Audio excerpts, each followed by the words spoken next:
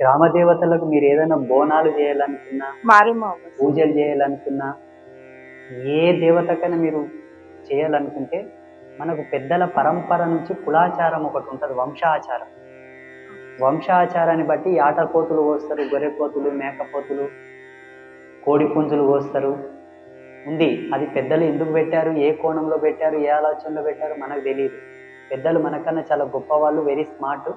వాళ్ళ జీవన విధానం మీద, వాళ్ళ యొక్క జీవన విధి మీద మనం కామెంట్ చేసినంత గొప్పలం కాదు. కాకపోతే ఆధ్యాత్మిక మూలాలను, ధార్మికమైనటువంటి శోధనను మనం బయటికి తీసుకొని చూస్తే జీవుడి యొక్క పరిపూర్ణమైనటువంటి దర్శనాన్ని, పరమాత్మతో ఆయనను కలిపేటటువంటి కోణాన్ని మనం బేరీజు వేసుకుంటే మాంసభక్షణ చేసినటువంటి జన్మకు అర్హత లేదు.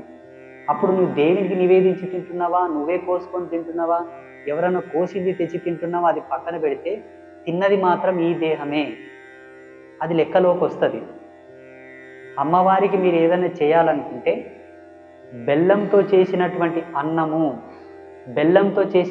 అన్నము అక్కడ అమ్మకు నివేదన చేసి, అదే సమయమునందు అమ్మవారికి ఒక గుమ్మడికాయను గనక మనం కొట్టి, అదే సమయమునందు ఒక కొబ్బరికాయ కొట్టి, అదే సమయమునందు ఒక నిమ్మకాయను గనక సుడిలో చాకు పెట్టి కోసి 2 పచ్చలు తీసి పాడేస్తే తప్పకుండా 100 యాటలు మీరు ఆనే కోసినట్టు అమ్మవారు ప్రీతి చెందుతారు.